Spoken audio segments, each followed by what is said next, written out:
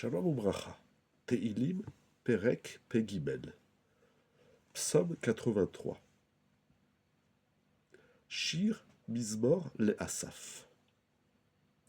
Asaph va chanter un chant. C'est une prière, une tfila que Asaph va prier. Et cette prière, cette tefila s'appelle Shir. Parce que dans ce psaume, il y a une prophétie sur la perte des Réchaïm, et il s'appelle Mizmor, explique le Al-Shir HaKadosh, parce qu'il prophétise la délivrance, la Yeshua du peuple d'Israël qui est mentionné dans ce Mizmor. Selon le Radak, ce Mizmor, ce psaume, est une prière pour le secours d'Israël face aux ennemis qui veulent lui porter atteinte. Asaph prophétise sur une guerre qu'entamera Yehoshaphat, le roi Yehoshaphat, comme il est raconté dans Divrei Hayamim 2, chapitre 20. Dans cette guerre, les peuples de Ammon et Moab, accompagnés de nombreux peuples, mentionnés dans ce Mizmor, dans ce psaume, vont venir combattre la Judée, Yehuda. Le roi Yehoshaphat va prier et va appeler le peuple d'Israël à jeûner. Et Akadosh Baruch Hu va faire un nes, un miracle. Les ennemis d'Israël vont paniquer, et dans cette panique, ils vont s'entretuer.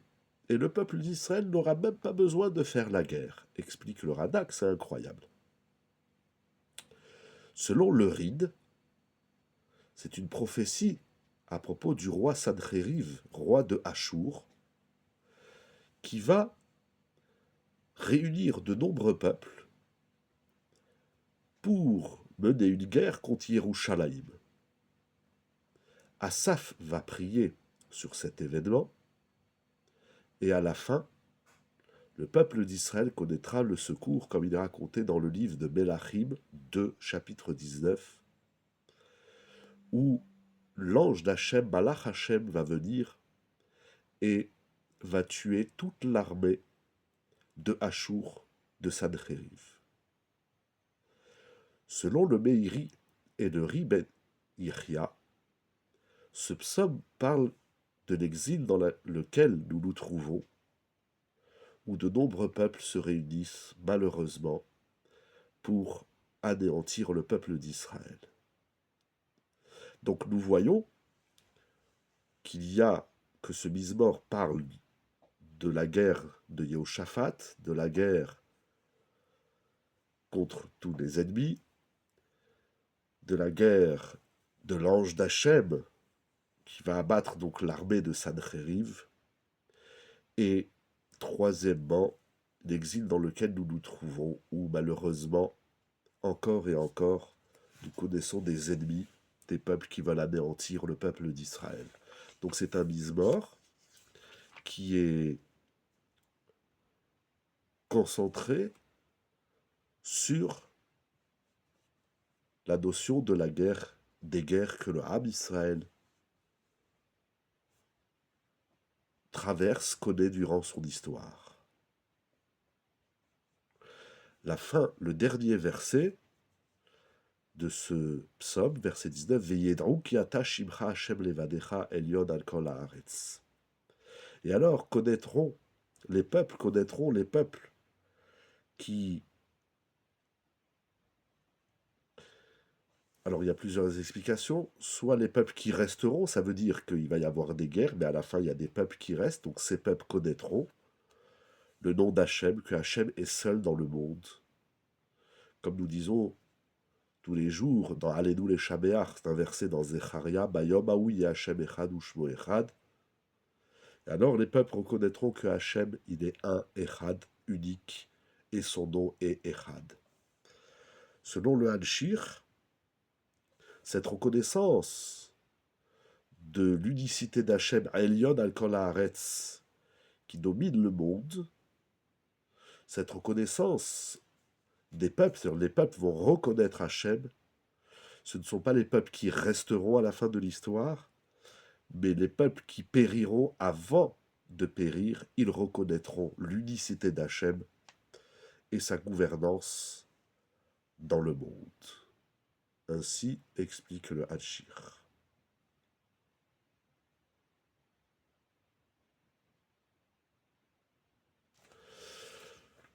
Selon le Sefer HaKadmon, alors il dit quelque chose de très intéressant. La ségoula de ce psaume, c'est de gagner la guerre, de remporter la victoire. Mais il rajoute Ve'af im yenatzruhu lo yer'u lo. Même si on perd la guerre, même si les peuples, dans certains cas, dans certains épisodes, ils ont remporté la guerre, mais qu'au moins ils ne nous fassent pas de mal.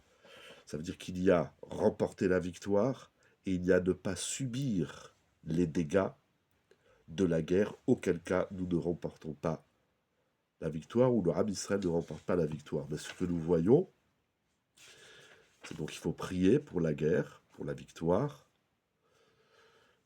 Alors dans Yehoshaphat, c'est lui qui remporte la guerre. Dans Sancheriv, Akadosh Baruch Hu, il envoie un balach.